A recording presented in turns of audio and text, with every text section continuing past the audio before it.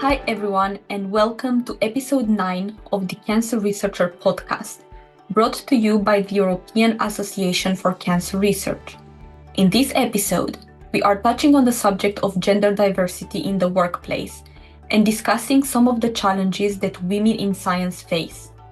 I am your host, Dr. Alexandra Boitor, Scientific Officer at the EACR, and my guests for this episode are Dr. Johanna Joyce, Professor at the University of Lausanne, Switzerland; Dr. Marisol Soengas, Group Leader at the Spanish National Cancer Research Center in Madrid and one of our board members; and Dr. Mireia Crispin Ortuzar, Assistant Professor at University of Cambridge, UK. Marisol and Johanna are both recipients of the Pet Scholar Marina Larcher-Fogazzaro EACR Women in Cancer Research Award. This award celebrates a cancer researcher who has demonstrated academic excellence and achievements in the field of cancer research and who has, through leadership or by example, furthered the advancement of women in cancer research. To find out more about this award, please visit the Funding and Awards section on the EACR website. Hello everyone, and welcome to the EACR podcast, The Cancer Researcher. We usually discuss career progression, and our guests share advice on how you can improve your research and better your career prospects. We often prize the tremendous advancements in cancer research and often forget that education and research opportunities are not equally available to all. I would like to begin this episode by acknowledging that there are a number of relevant and established areas of inequality within academia for STEM disciplines, including biomedical research.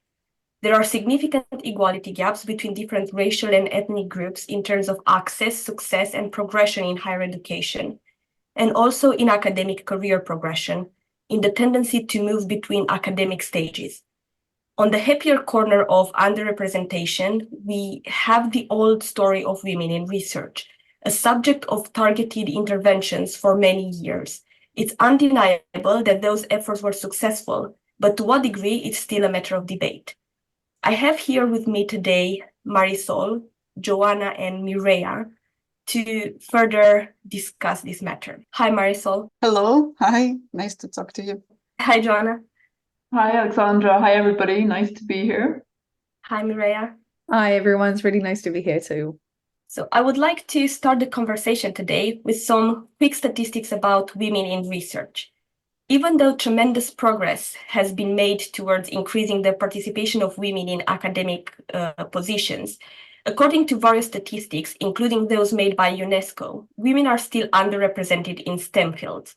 The latest statistics, which are not quite up to date as many rely on data collected before 2019, show that women still make up only about 28 to 29% of STEM workforce worldwide. If we are to focus on Europe, the SHE figures, which monitor the level of progress towards gender equality in research and innovation in the European Union and beyond, showed in 2021 that women represent 42% of academic staff. Another important factor to take into consideration is the field of research, and biological and medical sciences are thought to be doing a bit better. Unfortunately, I couldn't find recent statistics specifically for cancer research, but I was hoping you could help me with that. Thank you for the question. I think it's quite important starting from the figures, right? So in terms of cancer research, I can say I'm based in Spain, and I also participate in different kind of career development and cancer groups in Europe. And so the numbers are not bad in terms of women started and PhD level. So at least in Spain and many centers in Europe, even more than men, about 65%. I guess the numbers then become more problematic at the high level position, at the level of leadership. And this is, at least in these countries, still around 33%. Numbers are changing and improving, but they're improving very slowly. And that's, I think, what we have to discuss on how to move things faster, I think.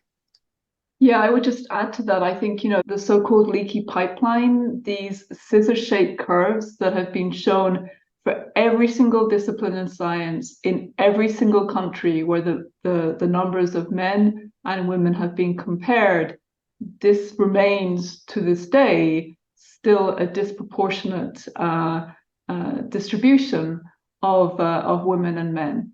So I think the notion that we have heard for many, many years, it's just a matter of time and this will get better. Clearly, that's not the case. I mean, I've been hearing that for nearly 20 years now, and it's not going to magically get better by itself. We have to, as scientists, as a community, we have to actively work to close that gap and to ensure that all of these wonderful women who would want to stay in academia are not being pushed out. That's the challenge that we have.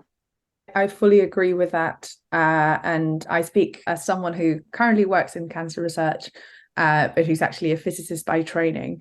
My PhD was in particle physics, actually. So it's one of the areas of physics that is more fundamental in nature. Lots of computation, a lot of mathematics that traditionally has been dominated by men, and it's still the case. I was completely surrounded by men during my PhD, and it was very noticeable. And for me, moving to cancer research was a huge change. So I think I can confidently say that the situation is much better in cancer, but it's still definitely an issue. And one thing I would want to highlight is that I think that the distribution is not homogeneous based on what I've seen.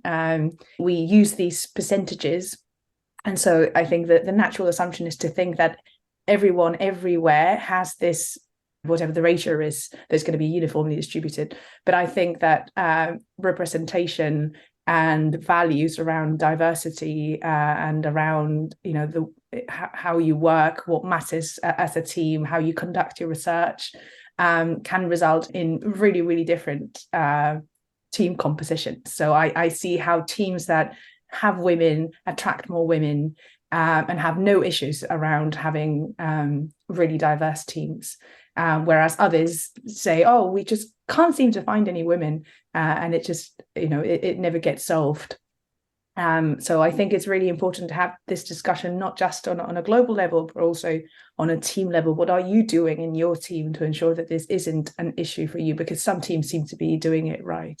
I think we also have to reflect on what's happening when we talk about the leaky pipe.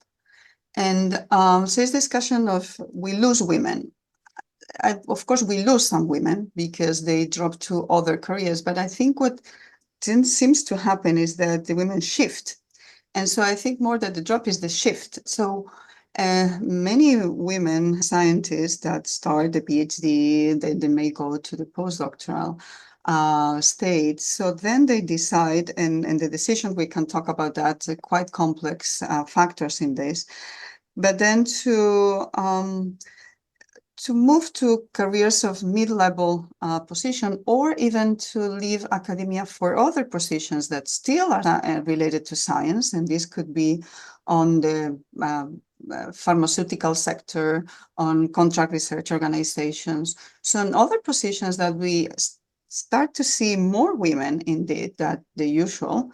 And that's because academia is not attractive enough, is not paid enough, is not recognized enough. So I think that is also points that we need to address. And there are studies now, a lot of women now going into publishing, for example, going to even patent offices where, as you say, Mireia, so they feel that there are more women and they may be more welcome.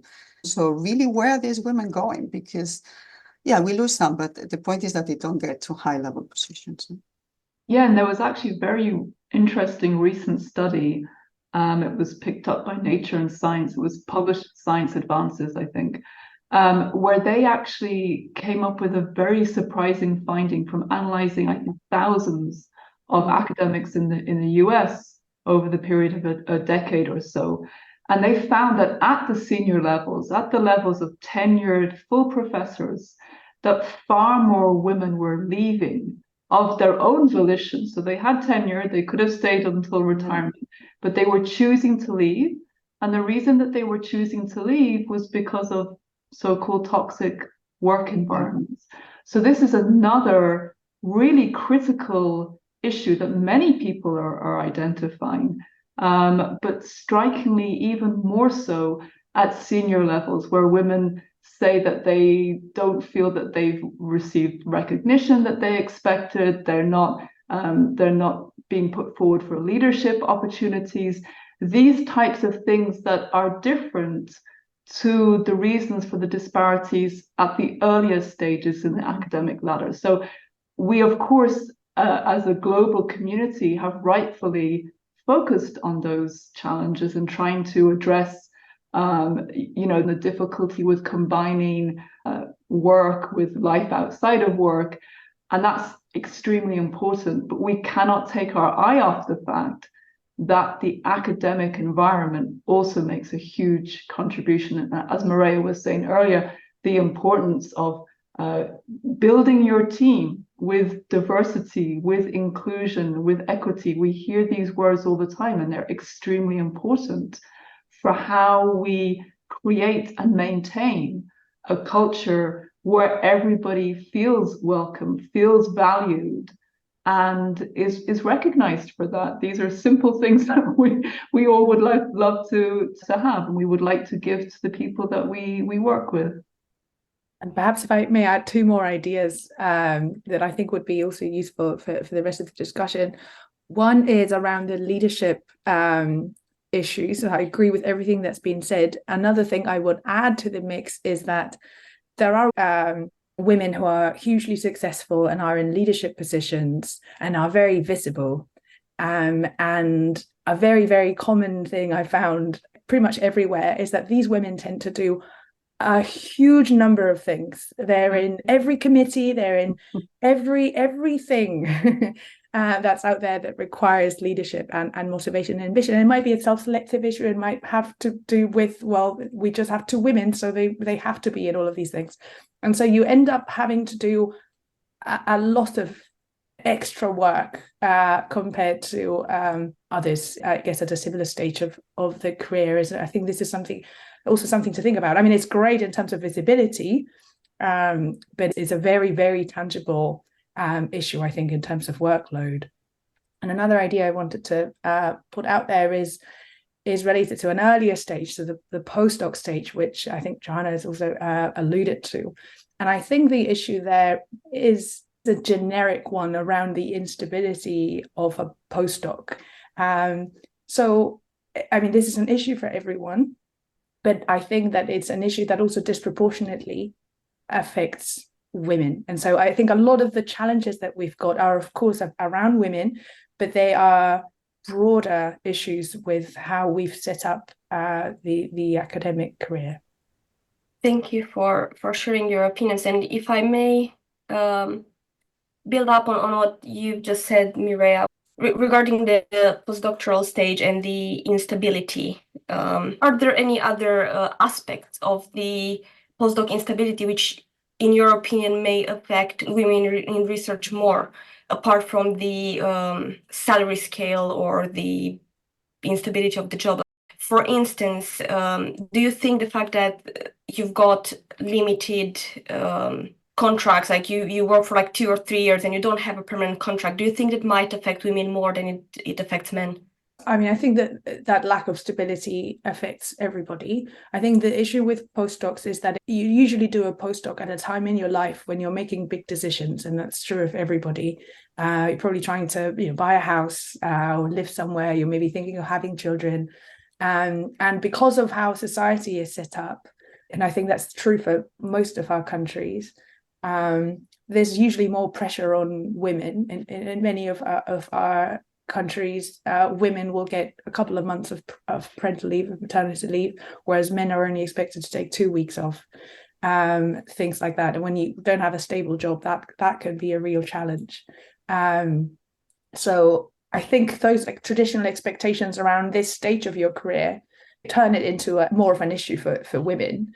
In my experience, the workplaces that have a good set of policies and a good example around this can be much healthier.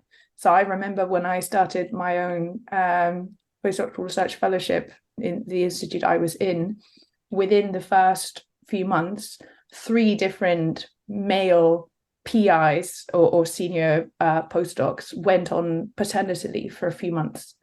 And that to me sent a really, really strong message saying, this is okay for both men and women. Men are taking a couple of months off to take on parental duties, even when they're senior PIs. So if you're a postdoc, and I mean, it wasn't the case for me, but it sent that message to me saying, this is a reality that is accepted and celebrated in this place. And therefore, it's not something you have to worry about. And so I think that definitely changed the atmosphere around it. But of course, the fact that if you move to industry, you're very likely to get a much better salary and a permanent job is still something that it's very hard to fight against. Yes, I guess I would add to that. I think that it's extremely important, right? Also thinking about the examples that all of us set to other people who are our peers, people who are trainees. This is really critical. And I think often we maybe underestimate how important that is. But there are also tangible, practical aspects of this key stage in one's life and in one's scientific life. So just to give an example of a program that we've implemented here, it's actually been running for quite some time at the University of Lausanne, recognizing this key career step, the life as a postdoc. So when scientists are on parental leave, they can apply for a grant of up to 1 year from the university that allows them to then hire a research technician. And then that means that they can train somebody before they leave to take their parental leave. And that person can continue the experiments while they're not able to. And that's really critical. And we've seen that in the outcomes. We have the metrics to then see that this significantly contributes to women remaining in academia, of course, if that's what they want to do. Practical measures like this that really don't cost so much and that benefit so many people, the researcher, but also they benefit the technician who's then taking on this role. These are the things that I think we need to implement. And we're scientists, so we need to approach this logically. We need to have the data, and if the data supports the interventions, then we would ideally like to extend these types of programs elsewhere. And maybe this is also somewhere where the EACR can be involved in terms of supporting such initiatives.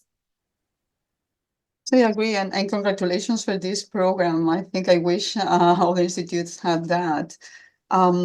It's true, we're talking about the issues with maternity, paternity leave. So what we've seen in Spain, and actually this is, because many women pushed for changes in policy, now the paternity leave is compulsory.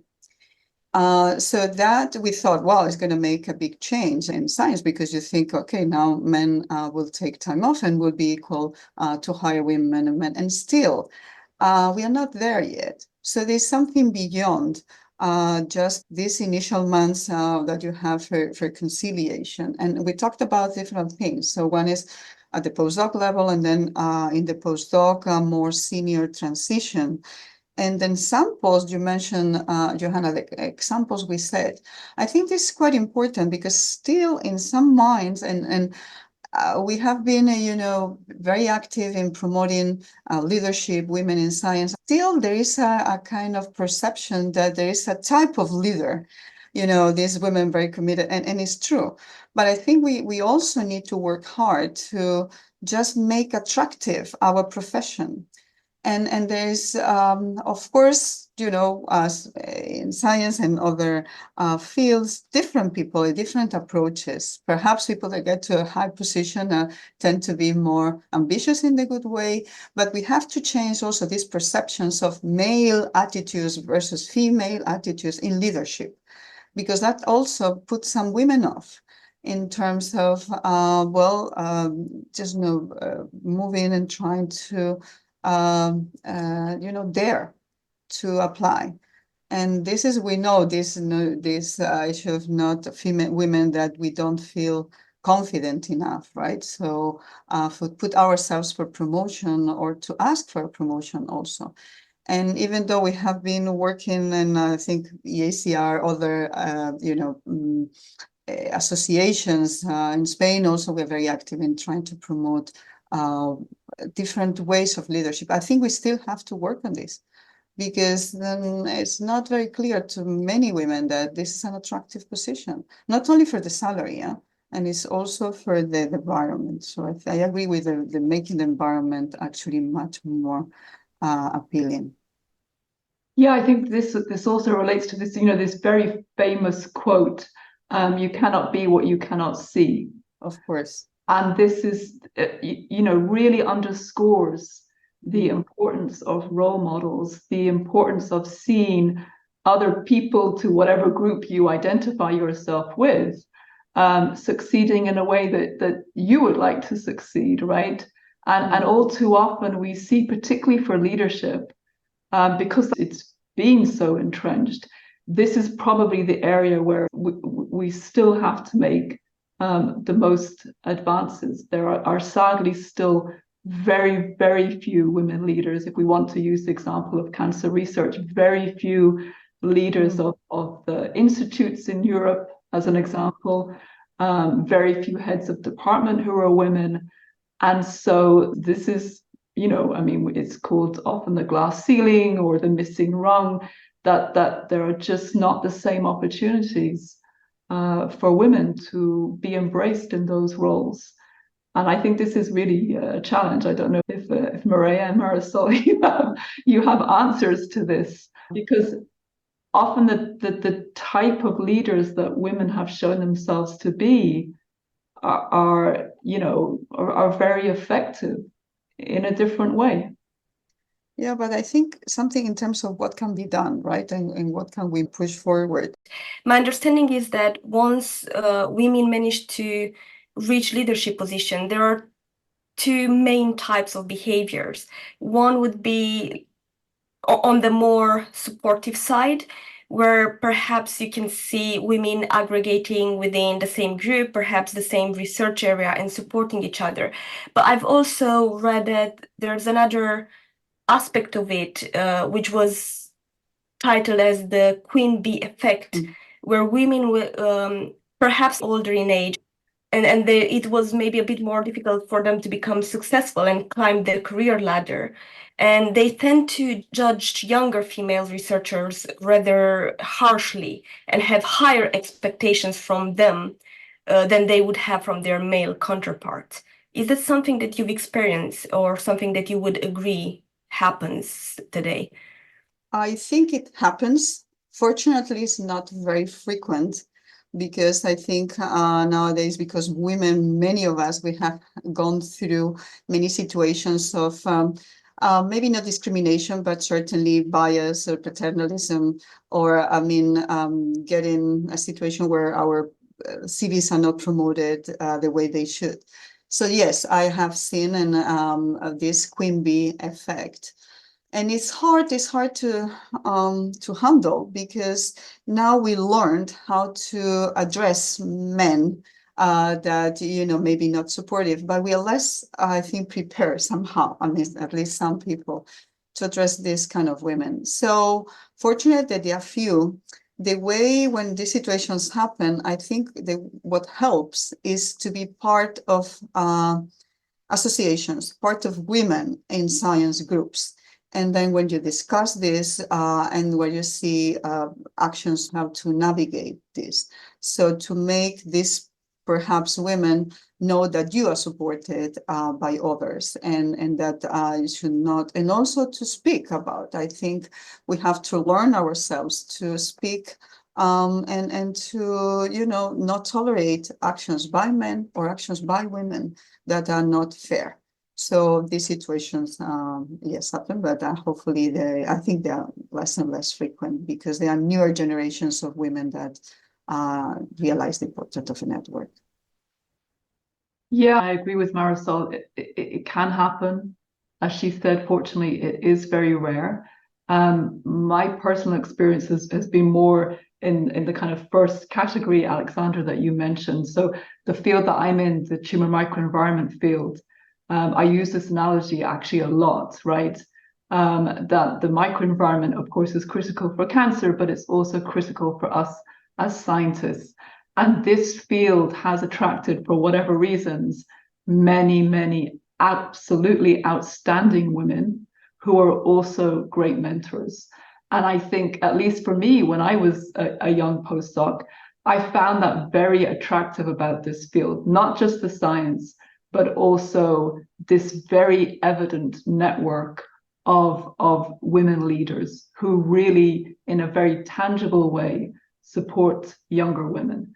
I benefited from that, and obviously I tried to pay that forward too. And I think, again, as Marisol said, right, we have all experienced explicit and implicit sexism in our careers, sadly. We do not want to see anybody go through this. And speaking for those of us here, at least, we try insanely hard to ensure that young women are not exposed to sexist environments. And I think that that's what we can do, right? We continue to reinforce that message. You are never going to win over everybody. That's just human nature. But yes, by the law of numbers, there will be far more of us that stamp out this type of behavior and that call it out when we see it. And that will encourage other people to do the same. So hopefully there will be less of these unsupportive people. And we, again, ensure that the next generations also maybe are aware of these challenges. So, of course, we hope that they don't face them at all, or certainly not to the same degree. But there somehow needs to be an awareness, because we do not want to, when we make progress, then slide back on that. That's something we need to really keep our eye on, because it can be easy for that to happen also. Yes, I would say that this type of women usually are not a threat for very young investigators, because they tend to be at least show themselves supportive. And it's typically when you get to a certain level, and these are the ones that you have to face. But you say, I think what we have to do is to make sure that we call off this behavior. This has been a wonderful conversation, and it feels like we were just getting started.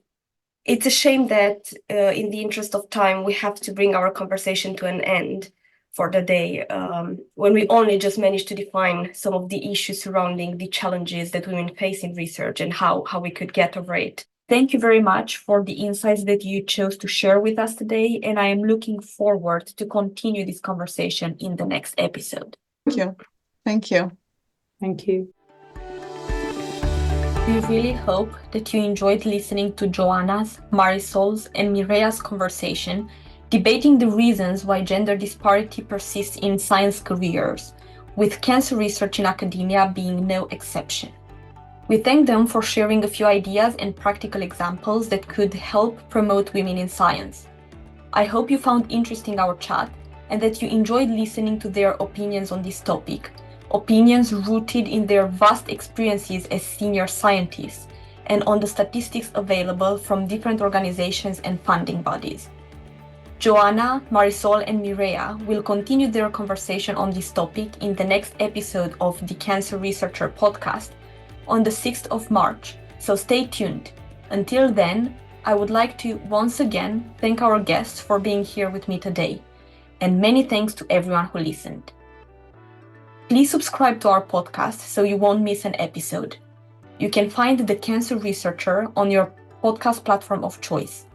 We're on Spotify, Audible, Apple, Amazon, and Google Podcasts. Please do us a favor, subscribe to our podcast and tell your friends about it. You can give us feedback or offer suggestions for other topics or preferred guests through our feedback form, which you can find on our website at www.eacr.org/podcast. That's www.eacr.org/podcast. And don't forget that you can also find us on X at EACR News, Instagram at Hello EACR, and you can search for us on Facebook and LinkedIn.